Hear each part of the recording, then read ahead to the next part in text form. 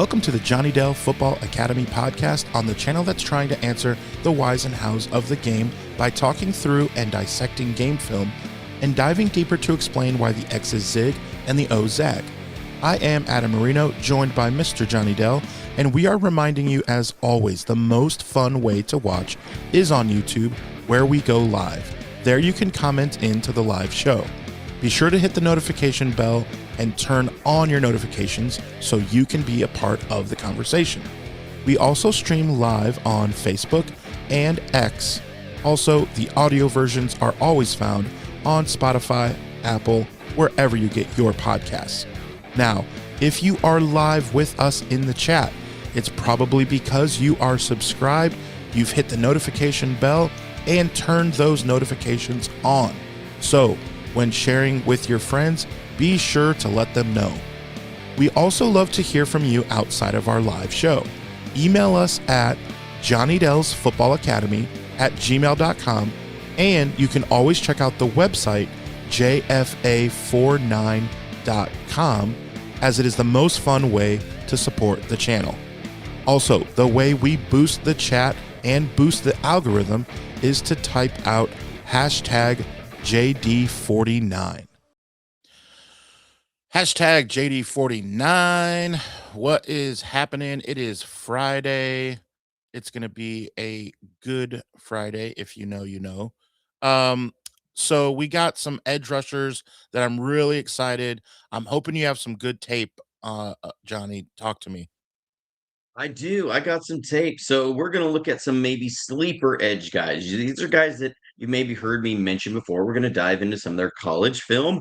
Guys that I think are going to be there in the third and fourth round that really fit, I think, the sweet spot for where the 49ers should pick if they're going to get a specialist edge rusher. Now, why do I say specialist edge rusher? I think this class is extremely deep when you look at potential just edge rushers and guys that can play with speed. There's if there's any sort of position that I think is really strong out of this class. Some people are saying this isn't one of the strongest classes we've seen.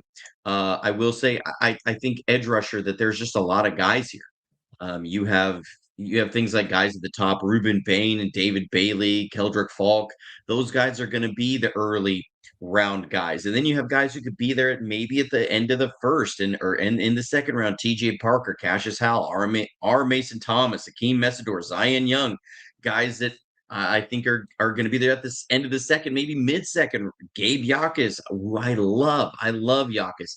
He just ran a 1.59 10-yard split at his pro day. This dude is a physical specimen. I wouldn't be upset if the 49ers spend a pick on him. You got Romello Height out there, who was part of that Texas A&M awesome defense and watched the game against them against Utah, and David Bailey and Romello Height going against Caleb Lamu.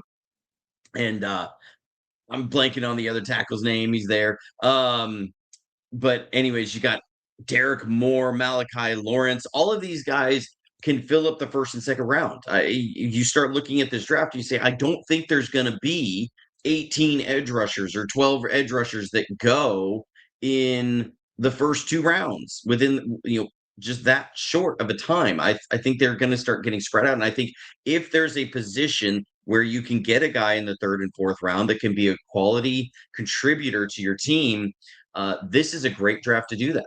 I felt like last year defensive tackle was really thick. There was a lot of defensive tackles. This year's edge class feels like last year's defensive tackle class. That it just feels that way. And so I think just like we got CJ West and a lot of people really love CJ West there in the fourth round, that there's going to be a player like that here in the third and fourth round. Now, they may need to move up if they want to get this first guy we're going to talk about. They may need to try and package an Isaac Garendo and a fourth round pick if somebody would value him there. Maybe a couple fourths and IG, maybe a couple fourths. And if somebody's sniffing around Brandon Ayuk, I'm not going to say they're going to give the farm away. But if you say we're going to give you two of our fourth round picks, since 49ers have 3 fourth round picks, we're going to give you 2 of our fourth round picks, and we give you Brandon Ayuk, will you give us a third round pick? And if this guy is on the board in the third round that you really like, and I think he could be, We're going to dive into these guys. And again, the thing to remember is that the 49ers don't need a three down defensive end. They have Nick Bosa. They have Micah Williams, who plays base down defensive end, and then he moves inside to rush on third down.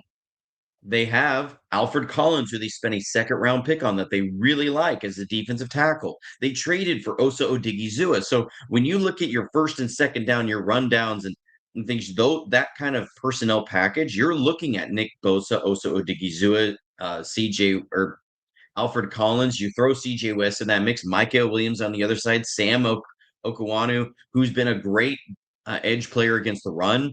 You start looking at that first six, and you say, okay, that's a pretty solid first six group. And with these things, we don't need our seventh guy to be a specialist run stopper to play defensive end. We need a speed rusher to come in. What we don't have is that third down where Bryce Huff was, and then he just retired, that Robert Beal was supposed to be, and Robert Beal has not worked out. And so we need somebody who can be in that kind of a role. Can they be an upgrade to Robert Beal? Can they fill the Bryce Huff role? Can they just play 15 to 20 snaps a game?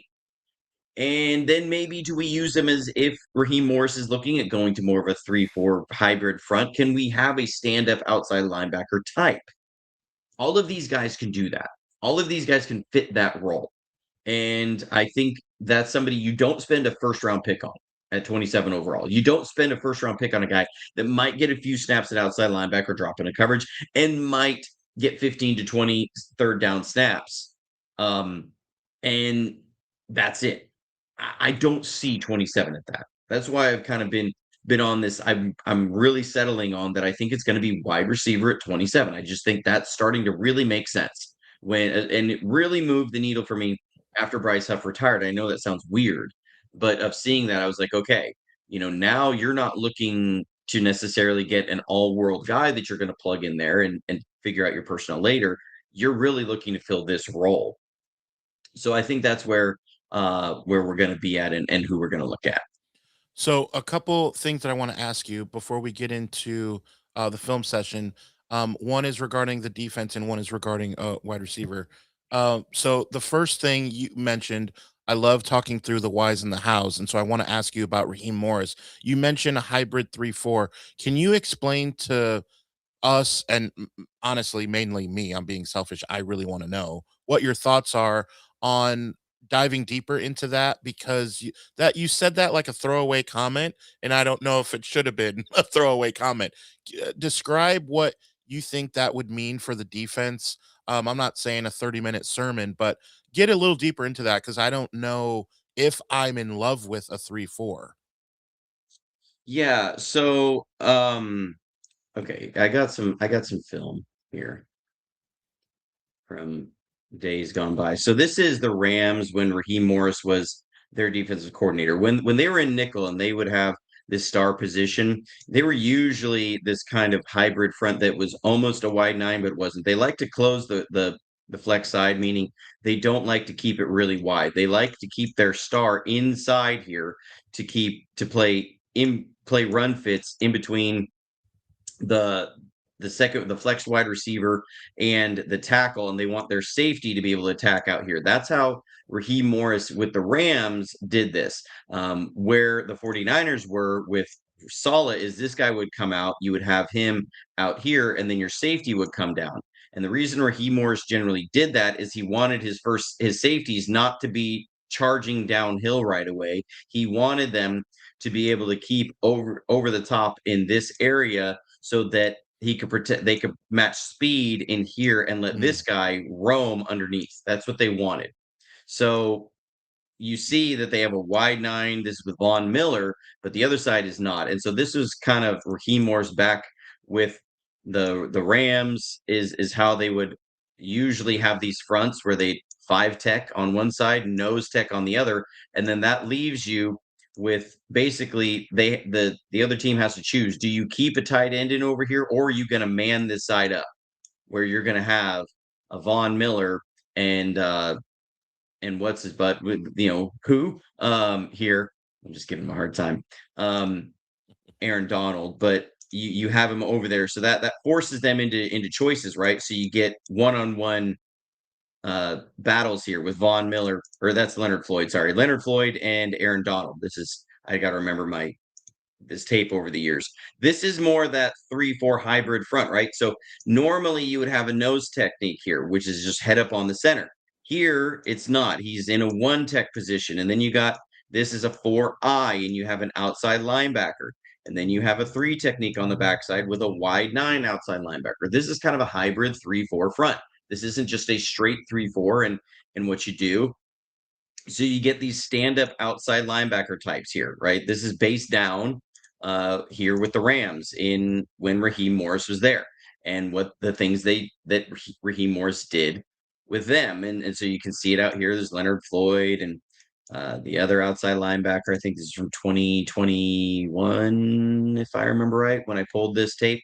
Then here you see this is nickel again, and you get these now stand-up wide 9, wide 9. So this is traditional wide 9, like what we've done. And here you see that star is outside and the safety's inside. That's the difference here when you bring these guys in or not. A lot of it was centered around this dude, Aaron Donald, where he was going to be and how they ran that. So this has been Raheem Morris at his time with the Rams. Now this is Raheem Morris last year with the Falcons. So here you're in nickel. They're not moving this star way out to be outside. They're keeping him inside. And so now you see just a little bit different that they're moving more in this quarters base like we did with D'Amico and Sala last year. And you get wide 9, wide 9. And then your linebackers are in tight. So really wide edges, you're keeping those safeties in more condensed. You're keeping your linebackers a little more condensed, mainly because you're also playing against more of these condensed sets and everything. And so this is how Raheem Morris attacked the Rams on their 12 personnel. And you see some of the advantages here. You got Jesse Bates. We know you love Jesse Bates. Oh yeah. He is the master, and we get him over here, and you get to flow everything that way with this wide 9. So that's what I mean with Raheem Morris is that you may see some of those outside linebacker types on base downs. Maybe they messed with that a little bit last year. I think I do have a clip of that if I can find it real quick. All right, you're talking me into this now. You're talking me into being okay with it, I think. Yeah, I mean, like a lot of this stuff is going to be similar from years past. Okay, so here we go. This is what I was looking for. Here's Sala from last year. Some of the stuff. So this was week 1 against the Seahawks. Let me get the right clip here. I know I got it. Okay, so here we did this a lot. So this is Luke Gifford. Okay. They were doing this where Sala was coming with some of these 5-man fronts, right? So you have Nick Bosa out here. You got This is a week 3 1? tech. Is this week This 1? is week 1. This is week Yeah, 1 yeah, yeah. of Yeah. last year. You're keeping a 2-eye in here. You got a kind of a 6 technique or 7 technique out here, and then they would walk Luke Gifford up on the outside and play as a 5-man front. So when you look at this, in a lot of ways, this is similar to what Raheem Morris was doing with the Rams in their 3-4 front, but it's not a true 3-4, right? You have your 4 base down guys because you have Bosa, and this is Alfred Collins or Jordan Elliott, Kalia Davis, and then this is Michael Williams. So you're having your traditional 4 down guys, but then you walk a linebacker up who's not a traditional outside linebacker, but he's a bigger linebacker that can play on the line and give you a 5-man surface for when teams are going heavy sets. They have a tight end and they have a tight end. So this is, and they have a fullback in here. So this is a big personnel set. So what they did is that they walked Nick Bosa up over or slid Nick Bosa down over the other tight end. You don't want to run it, Nick Bosa blocking him with a tight end. That's a terrible idea. And now you have Luke Gifford who can take on that tight end and keep Michael Williams from being doubled on these guys. And now your tackle has to take on Michael Williams, who's got really long arms and is a great edge setter. So it gives you really strong edges against the run when teams are doing these multiple tight end sets, and they can bring a 5th surface over here with the fullback. So this is what Saleh was doing, and it won't be completely foreign to the 49ers if we were to say we're going to have more of a 3-4 hybrid. And I know people were like, well, you time to ditch the wide nine and the cover three. And I go, well, it wasn't like we were just static in doing that last year. We did make some changes, and we were dabbling in some of these 5-man fronts, just like you would see in a 3-4. So, yeah. Okay. No, I do. I love that. The second thing I wanted to ask was, and then it was brought in the chat when you talked about a wide receiver. Did you happen to see the clip from NFL Films where Brock Purdy and Christian Kirk as a Jaguar met on the field after the game and their short little conversation? Have you seen that? Mm-mm. Okay, Mm-mm. here's how it went. It was really cool. So it was after the game, and Brock went up to Christian Kirk and said, "Hey man, I saw your high school championship game. You're from Arizona." He dapped him up. He said, "Dude, I was at that game. You had like 6 touchdowns in the first half, right?" And Christian Kirk was like, "Oh yeah, was that at XYZ school or whatever?" He's like, "Yeah, yeah, it was at that school. I was there. Like, man, just an honor to be on the field with you, man. I've been following your career. You're a great dude." And Christian Kirk said, "Man, that's awesome. Yeah, I've been following you too, man. I'm excited for you. I've been watching you." And it was just cool to see. And now those dudes are teammates. And Yeah. you talked about drafting a wide receiver, and a question was made by Keycop 261. Where does that rookie wide receiver land in the pecking order? And I think it does depend on Christian Kirk. If he's maybe lost a step, or we made fun of that deal. You and I made fun of that deal when he went to Jacksonville all those years ago, and now here he is, a I Niner. think you're thinking of somebody else. I didn't make fun of that deal. He Um, reset the market as a number 3 receiver, like, come on. well, I think I was about how big his contract was. Yeah, Are you talking it was about that? too much. I don't remember if we had I opined thought on we that. said that, I've like, always "Oh, liked that's too Christian much." Kirk as a receiver. I have. Yeah, And so how the pecking order works out is I say, okay, um, if you look at the history of Shanahan and receivers, everybody talks about that he doesn't play rookie receivers. That mainly comes around because Jacob Cowing didn't get snaps his rookie year. That Jordan Watkins didn't get any snaps his rookie year last year. yeah. So how many But when you snaps? look at guys that they pick in the first and second round that Shanahan has his hands on, has his fingers in picking that guy, they play. So you can go back Pearsall, to two and if he you can wasn't go well, you shot, can go back to 2018 with Dante Pettis. Dante Pettis had 7 touchdowns his rookie year. He it's not played, bad. Yeah. right? That Shanahan was drawing up like triple move, max protect routes for Dante Pettis. I remember that. I remember watching the film. You had Debo, who was picked in 2019 as a second round pick. He started 11 games, had almost 800, had over 800 yards receiving. You had Brandon Ayuk picked in the 2020 draft, and yeah, there was things about him being in the doghouse or whatever. Still started like 12 games, I think, 12 or 13 games, and had over 750 yards receiving. So you have Ricky Pearsall, who didn't play early because he got shot. But then once he came back from being shot, his first game that he was activated, he played significant snaps in. I think it was against the Chiefs, right? Didn't get a lot of catches, but then we saw him. He started every and played significant snaps in every game to the end of the year that year. So you have 4 receivers that have been second or first round picks, and all of them saw significant snaps when they were available with the 49ers. So I don't buy that they won't get snaps. If you pick a receiver at 27, Shanahan is playing him. They're getting Yeah. in the rotation, and there's benefits that Mike Evans is going to be 33 years old, so you can get him breathers. You don't have to use him every first down. You get to put somebody like Christian Kirk. You can play him as the Texans did in kind of a gadget role, and you can take Christian McCaffrey off the field and you can put him out there and put him in a gadget role, much like they would with Debo out there. Or you can bring in an Omar Cooper if he's there. You draft him and you start playing him in that Debo role where you take Christian McCaffrey off the field. You get him a breather a little bit. He's going to have to challenge Christian Kirk, but there will be a place for him. And also, we need depth at wide receiver because Ricky has dealt with a lot of injuries last year. Can he stay on the field? He had injuries in the offseason, his rookie year before he got shot. So you need insulation against these injuries that Mike Evans is 33 years old. So, I think the way that they're kind of moving, I would not be surprised to see receiver at 27. Plus the again, Mike Evans is a 1 year rental, essentially, one, maybe 2 years.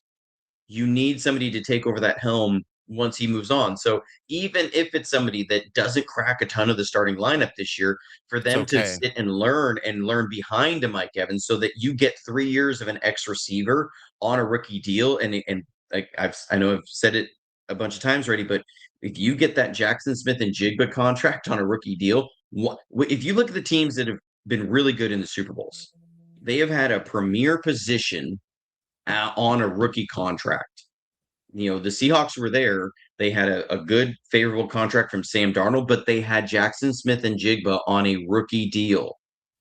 He was making like 3.5 million a year, and now he's at 42.125. Like, that's a huge difference. That's where you get the savings. The Eagles did it when they had Jalen Carter on a rookie deal, and they had Nakobe Dean on a rookie deal, and they had, the safety Blankenship on a rookie deal. These guys that they haven't been able to keep, right? They had some of these big time pay positions on rookie deals, and you have just over the years you can see that. Like there's always a premier position on a rookie deal that's there. So if you're going to get that, that makes a lot of sense for me. Shout out to Cayman's Island podcast. We'll get to that one because yeah, we'll But get to thank you that for the one. super chat, and we will get to it. And you are not forgiven for being late. You need to be on time. This is a high level show. But all right. So are you ready for I am ready. I'm ready. our We'll first dive into these. contestant? Yeah, we'll dive into these prospects. I'm excited about all of these guys. And so I well, okay, just give me fill about 30 Yes, seconds of I air got there. you. So, one thing I can tell you guys about, if you have not checked out, let me grab it here. If you have not checked out my other show, Sports Idiot Nation, we were doing something fun for March Madness, and that was doing a movie March Madness bracket. So we had the Goonies go up against Back to the Future. We had, um, Friday the 13th go up against Scream, or The Hangover versus um whatever comedy it was. So we broke everything down. And so we've been doing that on our Wednesday episodes. So check those out. New episodes of Sports Date Nation come to you every Monday, Wednesday, and Friday. So we did have our Friday episode getting ready for the Final Four. It's in Indianapolis down the street. I'm actually going, Johnny. I'm going to take a client. I have the limousine business, but I took this one. I didn't give it to one of my drivers. I'm like, no, I'll go. So I'm going to Indy, going to hang out at the Final Four, maybe run into the Fab Five from Michigan. That'd be fun. Um, so, yes, check out Sports Idiot Nation. All right, what do you think? Are you set? Okay, yeah. So I'm set. So we'll get to the super chat from Cayman's Island. I do like Anthony Lucas. So because he brings him up 6'5", 256, 33-inch arms, 10-inch hands, from USC. So my biggest issue with Anthony Lucas is that I don't think he's going to have that first and second step burst that we're looking for in this kind of a role. I think he's more just a little bit almost too tall, and that first step isn't there. I could be wrong. So I'm not going to be married to that. Could be a guy. I think he's going to be right there around the Dennis Sutton kind of range as far as draft picks. I think he's more of an all around kind of defensive end type.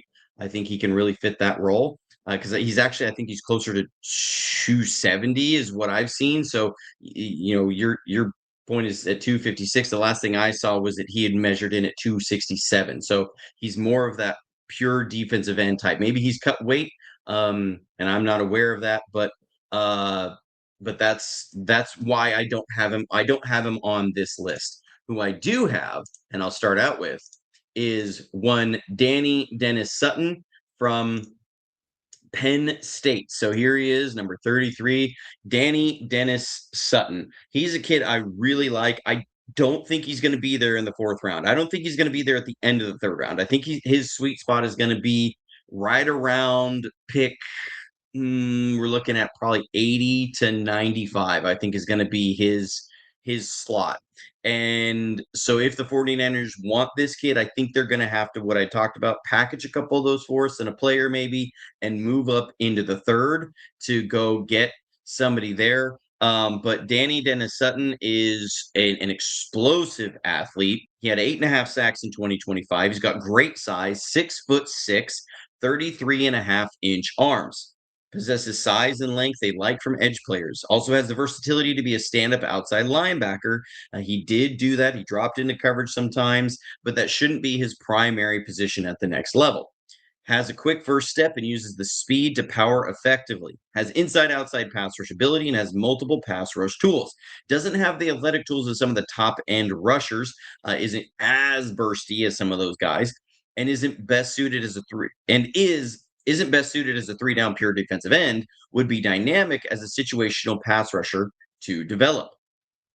So we're going to dive into this with Dennis Sutton. I think out of this group, he's got the best speed to power. So what is that? That's when you start with a speed rush, you get that tackle moving backwards, and then you hit him with the power rush, and it can shock these guys and press the pocket. So here it is, boom. He hits that quick speed to power. Love to see it as he pushes vertical. See, here's that track to get this tackle turned, and then he's going to attack in here, and you see how much it collapses the pocket with both of these guys in here. And the quarterback's he's trying to slide away from one pressure, but he's got this pressure in his face, and so he lets his ball go, and it's an incomplete pass. That is a quality pressure from a defensive end. Here, you're going to see him set the speed up and then work inside. He's got the counters. He can hit the inside moves. Here he goes. Oh man, and that's insta pressure. Love the insta pressure. It's like your instant pot in your kitchen. You love the instant pot here. Again, these tackles panic when he comes to this speed. They overset. He can then work inside with a double swipe move. Got the great double swipe. I'll put this in slow-mo so you can see this great double swipe that we're going to get from him. He's got strong hands here. Here comes the double swipe. Get him off there. And he's coming at the quarterback. Gotta close the deal, though. Can't let this guy out. Somebody's got to tackle the quarterback. Oh, my goodness. But that's a quality pressure. Here, you're going to get see the strong first step. This is a guy who can get vertical quickly with speed. Now, this is technically ruled an incomplete pass. It was nearly a strip sack. But you're going to see here, he beats his right tackle, right around the edge. This guy had no chance of cutting him off. He gets that arm under there, use that length, and then boom, gets off the hand on the ball. Like I said, they ruled this an incomplete pass, but they played it out as if it was a fumble, a strip sack. But it's one of those, again, it causes a negative play. Here, he's behind the goalpost on the left right now, but here, there's that swipe down, the hook, and here's the bend. We always people look at these drills against the bags and they say, well, can you do it against a human being? Here you see him doing this against a human being, right? So here he is getting that bend around the corner to hook and get around the hump to the quarterback and get a hand on the ball. I love this guy's athleticism. All right. So here he is. You're going to see this speed to power again. He's going to this is just, oh my goodness. He just pushes the left tackle out of the way because they're so threatened by this speed. This guy sets out so deep. And this is not the same team, right? So you're seeing this multiple times now. That boom, devastating speed to power forces the quarterback off his spot. A quality pressure. Here, the offense, they're going to try and take a shot. So they're going to have this tight end try and block him, max protect this up, and try and take a shot down the field. Well, watch how this works except for one guy. Okay, they've got everybody else blocked, and he's this one guy on the tight end, and he's going to drive this tight end all the way into the quarterback's lap. And that's what you love to see. And that quarterback is hit while he throws, and this ball ends up falling well short of its intended target, completely busts this shot play because you have this guy right here is able to drive the tight end who they're trying to block him with on this shot play right into the quarterback who can't really get enough on this throw. Love that. You're going to see here he's playing right end, and there's that burst and off the edge. He just is going to disengage, read run, and then get through it and make the sack. This is a physical dude. He's big, he's strong, he's powerful. Just sheds the block right away, gets through the running back, and swallows up the quarterback. Oh, That's a bad day when you see a guy like that coming at you. Yeah. All right, now here he is moved inside. So this is a wide nine, and he's playing defensive tackle in wide nine. And he's going to put this guard in a blender with an awesome spin move. So he's got quick feet. Woo! And in that, again, another insta pressure and a sack. Here he is, right here. Watch the spin move he puts on this guard, and he gets an insta sack. I love insta sacks. I love insta pressures. Those are what really are game-changing plays. Oh, we haven't seen a player do that on our defensive line in a long time. So I love that. Here you're going to see him at the top. He's going to start out with that speed rush. Now this tackle, he's been beat. He's on these, so he bails out of here. So what does he do? He's going to stop, retract, give a little spin move, and get to the quarterback. This is high awareness and ability to change your pass rush on the fly, right? I love that. He's able to get it, forces an incomplete pass. This pass never has a chance. Here he is. Okay. This is an ability to attack. He sees this guy has come way out here, shot way north. So he's going to stop, spin move back in right to the quarterback. And same thing. Here it is. Quarterback, he sees it. He's got to short arm that throw and get it out of there because he knows Dennis Sutton is coming. So here he is on the other side. He's going to have to read run first and then attack the quarterback. I like this ability to read run, play run first, and then go and still can win. So there's a run and then just slips right through, and that bend around the edge forces an incomplete pass because the quarterback has to get the ball out early. Here he is. This is that same play. Watch him read run, work through, whew, and right around the edge. Quarterback's got to get rid of the ball. I love that.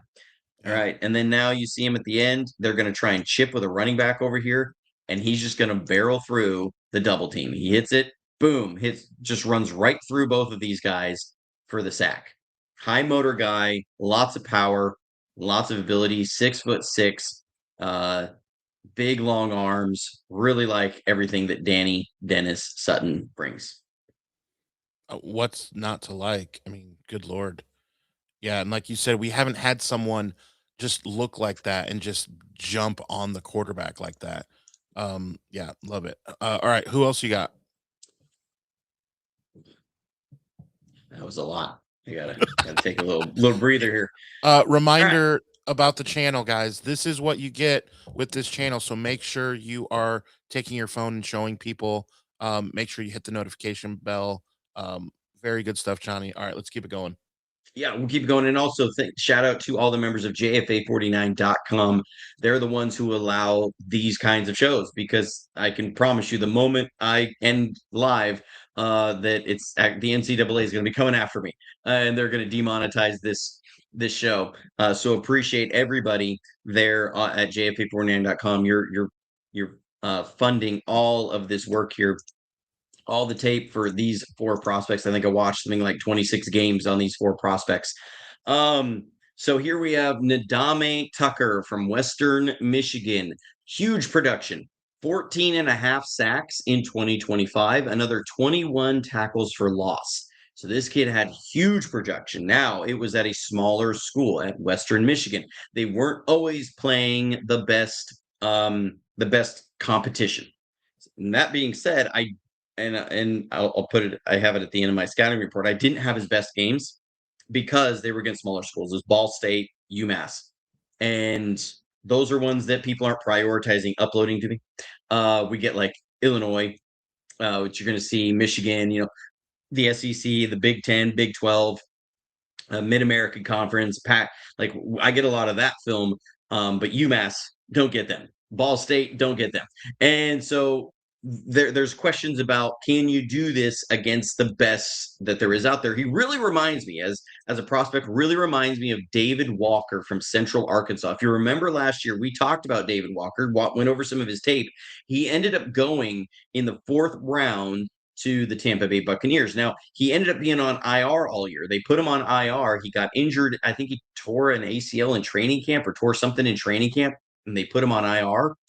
But he was a very similar player.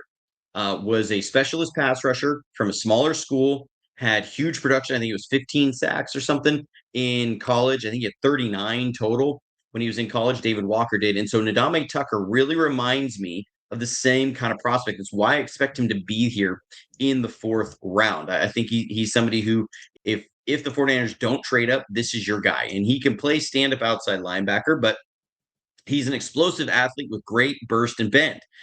Not as lengthy as the other prospects and a little undersized at 6'2" and about 250. And he's got 31 and 3/8 inch arms. So he doesn't have those really long arms. He's not tall. He's not lengthy. Definitely not a traditional defensive end player. Would have to be used as a stand-up outside linebacker or situational pass rusher. Strongest suit is as a pass rusher, as he has great burst and bend, lacks consistent speed to power, and would need to get stronger in the lower body. Lots of potential as a pure speed rusher in a situation where he's asked to play that role, and in that he could flourish. So we're going to see him here in the first as an outside linebacker role, this hybrid role over the tight end. They're going to try and come with a run and seal him off with this tight end, and he just drives the tight end. This is against Illinois. He drives the tight end right into the run lane. And there it is. You can see he gets under the pads. He plays with great pad level a lot of times. So he's going to get in here and squeeze this lane and just pancake the tight end into the run. Here he is on the other side. He took his sleeves off, but they're going to try and run a wide zone here. So they're going to try and kick out with him with the tackle. Again, plays with really good pad level. This is what I like. So here it is. Okay, you can see him read run, and he drives into the tackle's chest. He's going to get underneath the guy. So even though he's undersized, doesn't have the arm length, he's going to get under the pads, and he plays with good leverage. And so here you can see he's presses off the tackle. He gets his outside arm free, and he sets the edge in the run. So this is somebody who you can play as that outside linebacker where he's able to be outside. He doesn't have to deal with tackles that can swallow him up with their big frame. He can see it, read run, and go get it. Okay, now he's here on the other side. He's on a 5 technique, and they're going to bring pressure off the other side. So this tackle is going to kick out. He's going to be one-on-one with the guard in this pass rush. And you see now he's able to use that speed, quickness, and get in here. You can see those quick feet, right? And so he's able to get this guard moving backwards with his inside foot.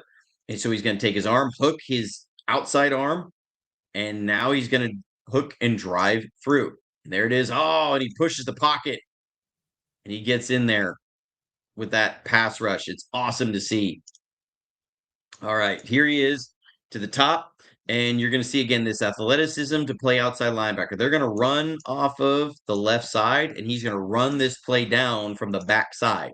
So this is that athleticism you love to see, to be able to run that running back down from the backside. If you're going to play outside linebacker for Raheem Morris, this is what you got to do. You got to run this down from the backside and have that kind of chase ability in here on the early downs. Look at him get out there and run. I love it. I love it. Good athleticism, good open field speed. Like what you see here. Here, he's down at the bottom. He's going to show great bend to get through the block and get a sack. Here's that scoop, and then here, turn and bend. I love that. He has the initial engagement. It's that trait of bend, right? They put all these guys through the drills on the bags. They want to see, do you have the bend? Can you do that? Because that's the trait that is so important for so many teams. And we're going to see it here. He's going to engage. He presses off, and then here's the bend. Okay, there's that bend, that very almost 45-degree to the ground sort of a thing. That's a trait that is coveted by so many teams. Man, it's what you love to see and you want from your edge rushers. So man, I like this guy. I think he's a really premier athlete as far as everything. He just doesn't have the size. If he was 2 inches taller and had an inch longer arms, he would be a second round pick, no doubt in my mind. Um, Here he is. We're going to see him at the bottom again. Same thing. That first step. Watch how vertical he climbs on in the early part of this down to get this tackle out here and win the edge and the bend to get around the corner. This is it. Watch it. Oh man, look how quick he climbs. Okay, we'll put this in slow motion to compare what you see across the defensive line because it's such a great first look at how much farther he is ahead of everybody else. That is that great first step is what we're talking about. Great first step, great burst off the line to be able to get it. And then here it is, that hook and that bend around the corner and gets the sack. That is what the 49ers need. We need that role. Like that was what Robert Beal was supposed to be and hasn't been. So that's the trait that you look at and say, in a specialist role for the 49ers, can you do this? This is what we need to see is this, oh man, that burst. I love how he just gets shot out of a cannon, gets vertical, gets after the quarterback quickly.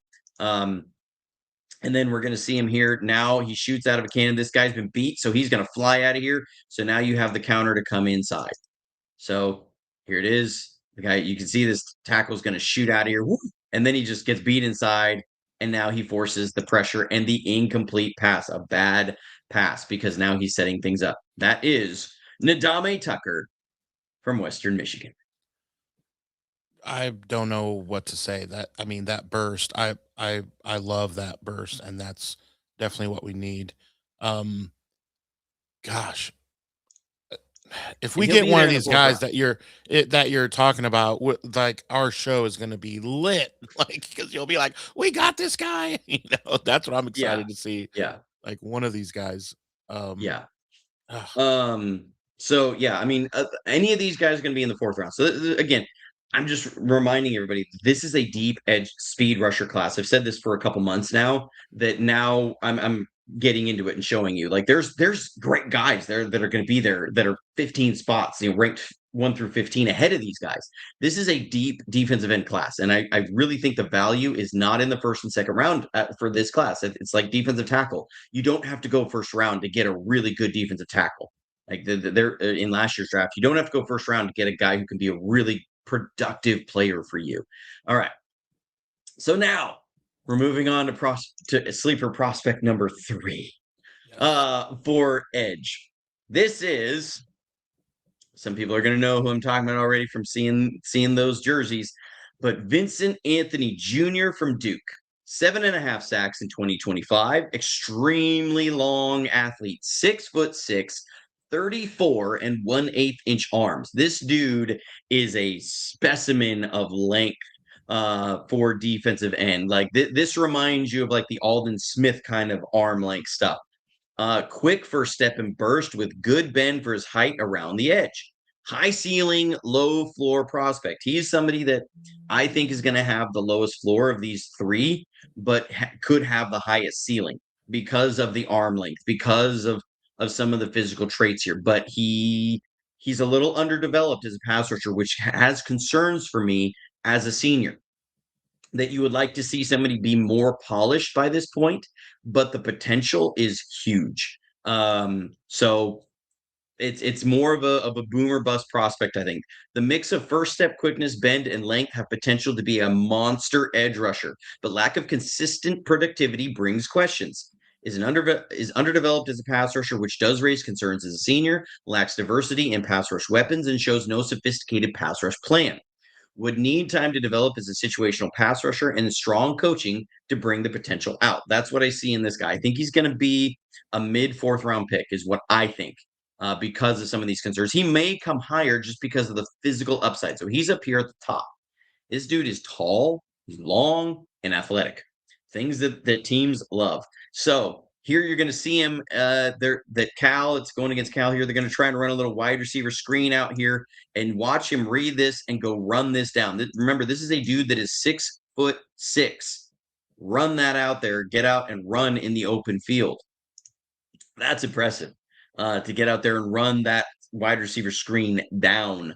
You're going to see him. He's up here at the top. It's a little hard to see from this angle. We'll see it from the end zone, but he's going to get an inside move that splits the tackle and the guard. And this is just pure power. He's just going to get skinny and run through these guys' block, and he gets a half sack.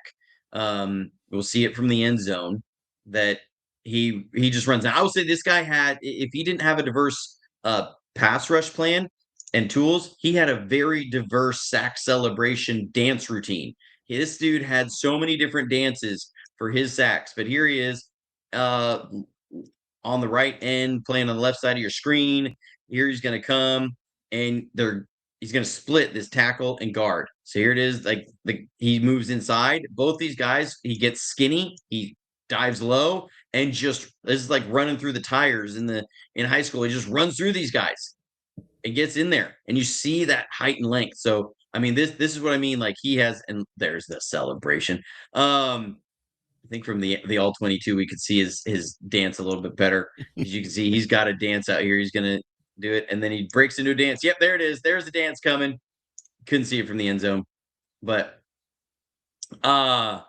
then okay, we have him here at the bottom for sure. Or no, he's at the top. There he is, standing up.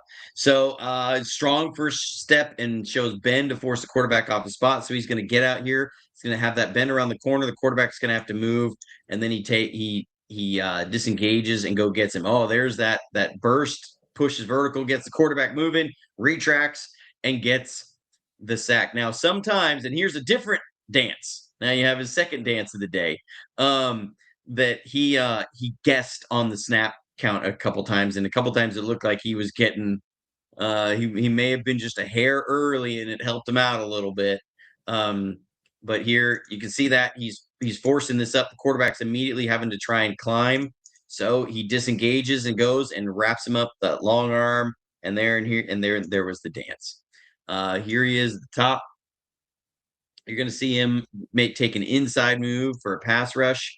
There it is. Whew, gets inside and just runs through the blocks. Now, he doesn't finish the deal. And I don't know how this running back gains a bunch of yards after this catch, but here he is again. 2-point stance, 4-point stance, 3-point stance. You can put him in all of it. It almost felt like they asked him to do so many things he couldn't focus on too much, but just the speed to get this. I mean, look at this, the first step burst as he comes out of this.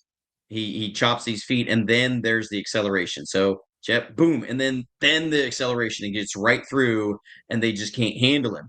And so this running back caught it 4 times. Don't know how that happened. Here he is at the bottom. You're going to see him just win with pure speed off the edge.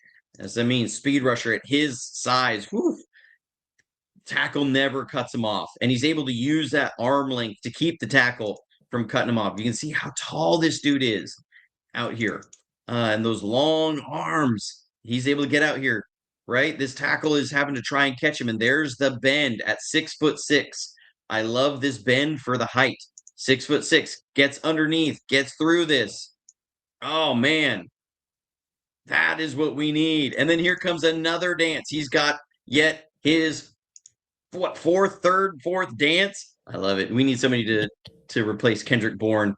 You're gonna see him here. They're gonna come up here. They're gonna try and act like these guys are gonna block him. Nothing too special here. He does get a sack, but more, it's kind of tracking the quarterbacks, getting out of the pocket. He still is able to get on the move, athleticism to go get the guy. So, there it is. No, he should win that against the running back, but then, and here comes another dance. It was, I think I cut it off. Good old Brooksfield. Yeah. All right. So now here he is out here on the right end, and you're going to see this great burst and bend around the edge for the sack. They're going to motion this tight end over, if I remember right. Yeah. Here it comes. And so now this tackle's got to try and shoot out here and get and catch up with him. And again, there's just no chance. Look at that bend. Jeez. Okay, this is a dude who's 6'6". This is what I mean. The potential is sky high for this guy. He has so much potential to be able to duck in here, and that kind of a bend at his height. That is what you love. That is the best bend out of all of these guys.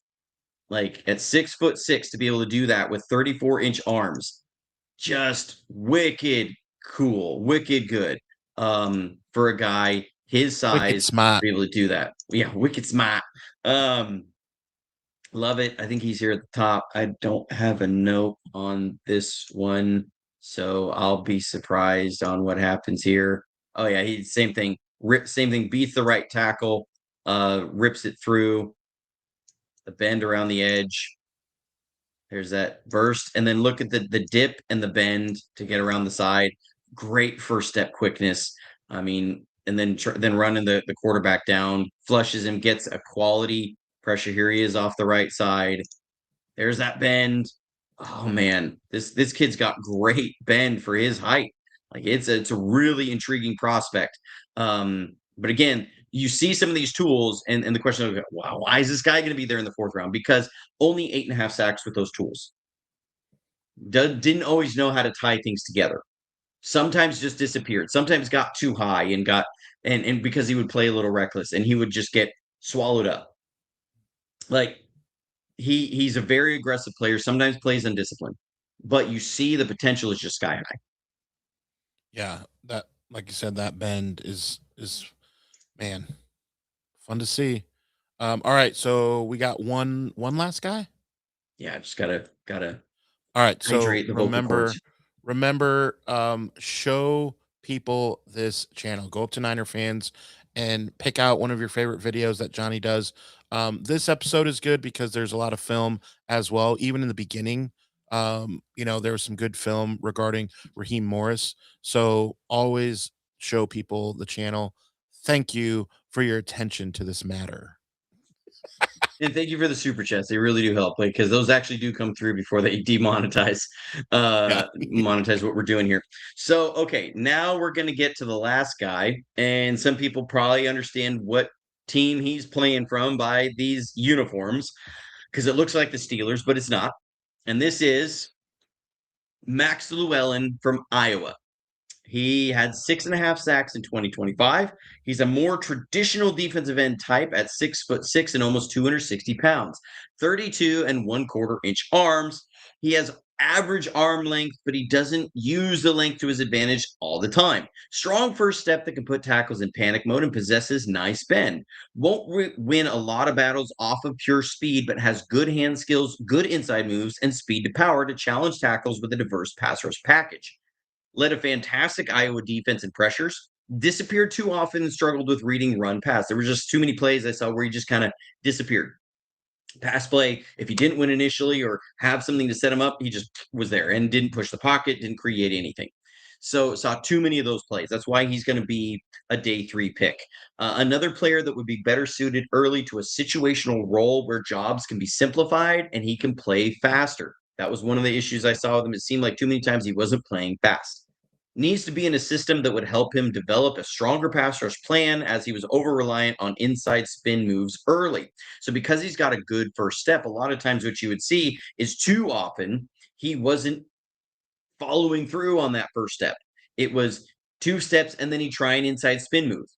And tackles were just ready for him too often. And so he needs somebody to help him kind of focus it in, help him game plan these more and be more strategic in some of the tools he uses. All right. He played exclusively off of the left end at Iowa. And so here you're going to see him win with that first step against a tackle. That here's is he kind of shoots out here. He doesn't climb quite as quickly as we saw some of the other guys, but he's still got a good first step. I think his 10-yard split was 165, 166 around there. Some say down to 167, but those were unofficial and I've seen everything after that said that it was faster than 167. The other guys were all about 163, 164, 10-yard splits. So he's not quite as bursty, but he's still got a decent first step. And then you can see he's able to climb the tackle and still get around the hump here on Fernando Mendoza from Indiana and force an incomplete pass. So, and you can see him, he's jacked about it. He's juiced. So here he is, 48. I did that there. He just works through the hand and then the speed. He's a fluid athlete. Like he moves in space really well. Some guys, if they get knocked off their track, they can't run and continue to hoop around like they do around the loops. He can do that. He's got that ability really well. You're going to see that spin move here now. He's going to set this up and get a spin move to get a pressure on Fernando Mendoza. Oh, there it is. Instant pressure. And he forces an incomplete pass. I will say this Iowa defense took Indiana Yeah, down that to game the was tough. wire. That and This, Penn I mean, State was tough. yeah, this Iowa defense, and a lot of it did have to do with Max Llewellyn.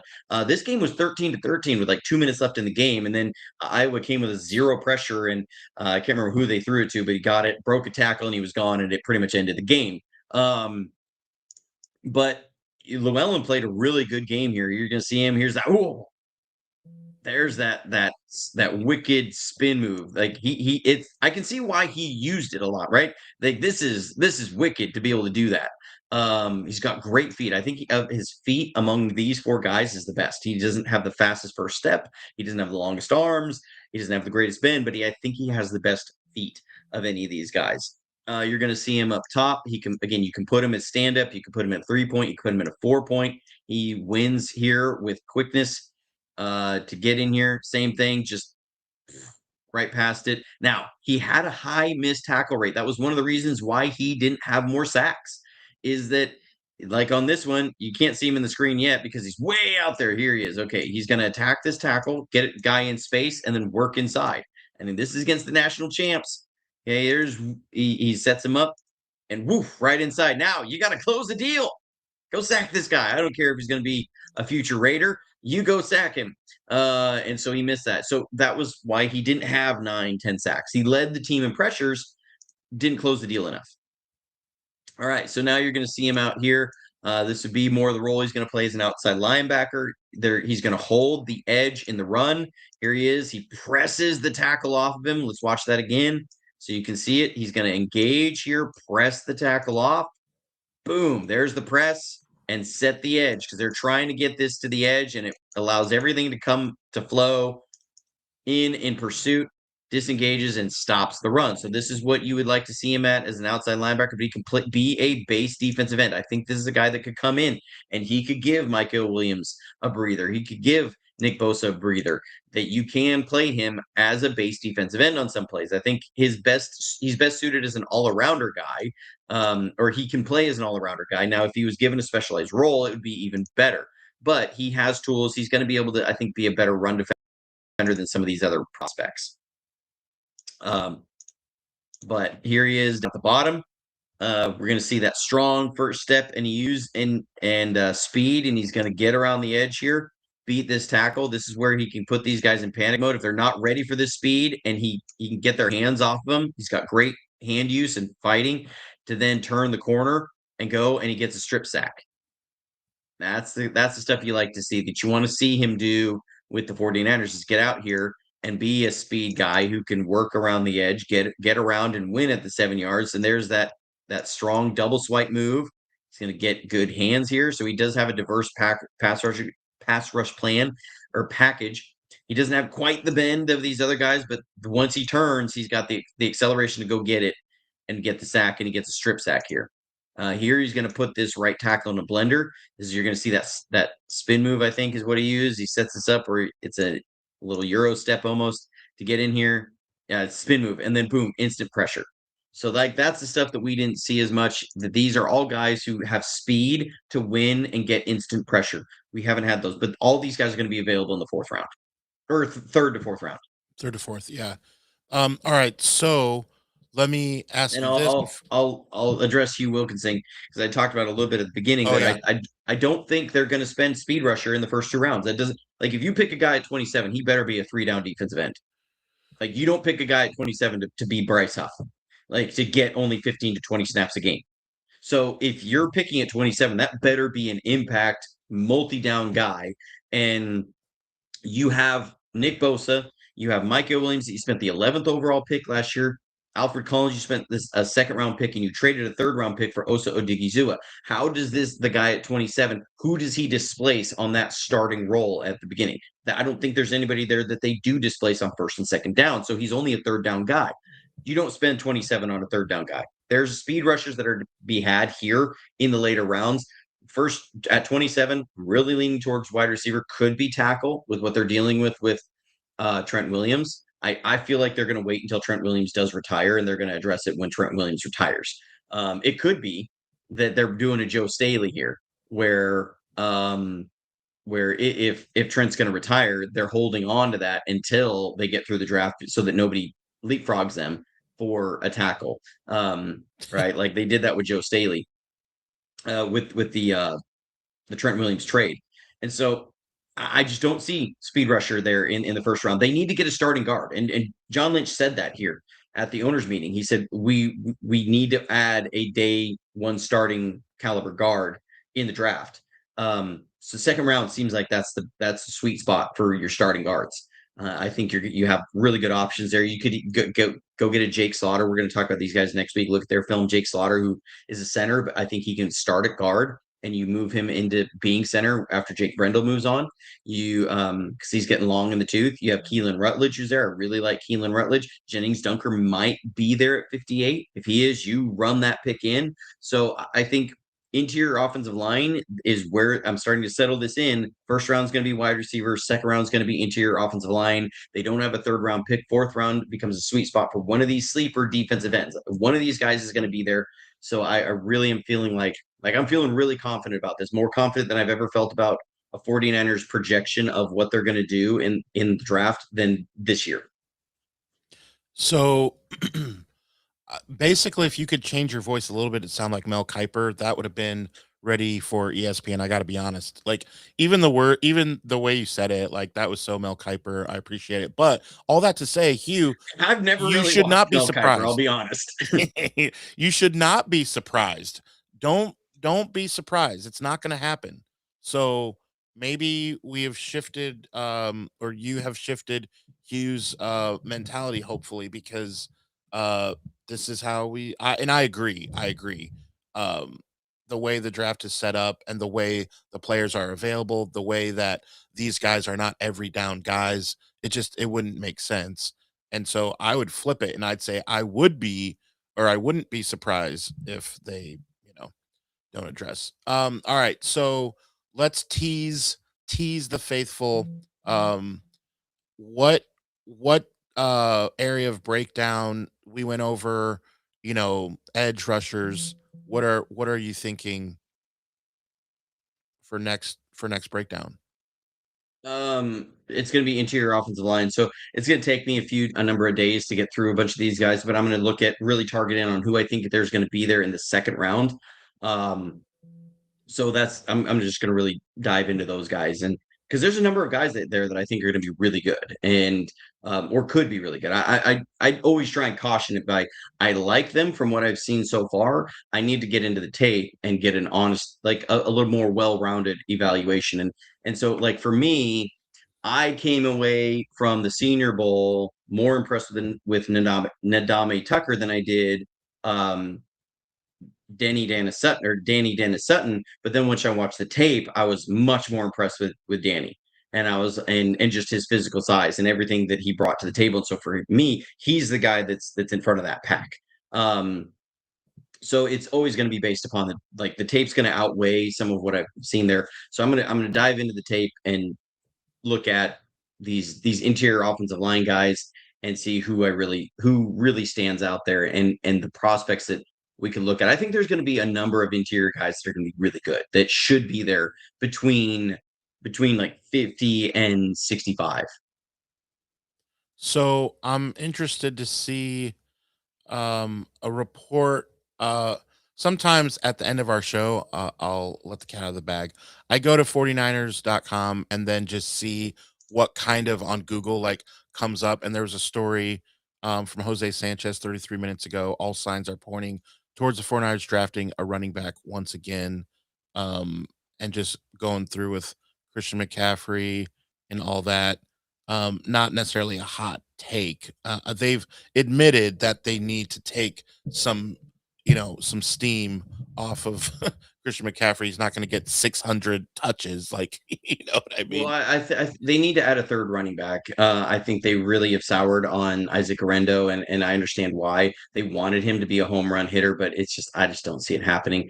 I think that if you look at it, I like Jordan James. I really do. I think he brings a lot, but I think they want a third running back in there that's going to be a home run hitter that can still do more. Isaac Arendo's your home run hitter, but He's just not as developed. Jordan James is much more well-rounded as a runner, but he doesn't have that home run speed. So they want something in there. Saying that the 49ers are going to pick a running back is kind of like saying it's going to rain at some point Was in the water next wet? four Yeah, like months. Like, okay, okay.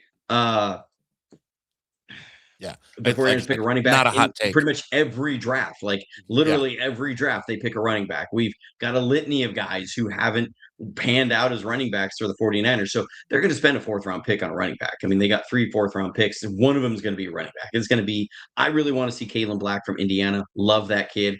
He might be there in the 4th round. So if he's there, you go get that kid too. yeah. So, yeah, we're excited though. Draft is coming. We are in the month of April. It's coming.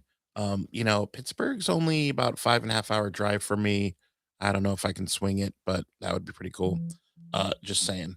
All right. So again, hit the notification bell because we like to go Monday and Friday at this time, but we're not always able to. So make sure you smash that like, as Papa J says. Thank you, sir. But in the meantime and in between time, stay safe, stay healthy, and as always, go Niners.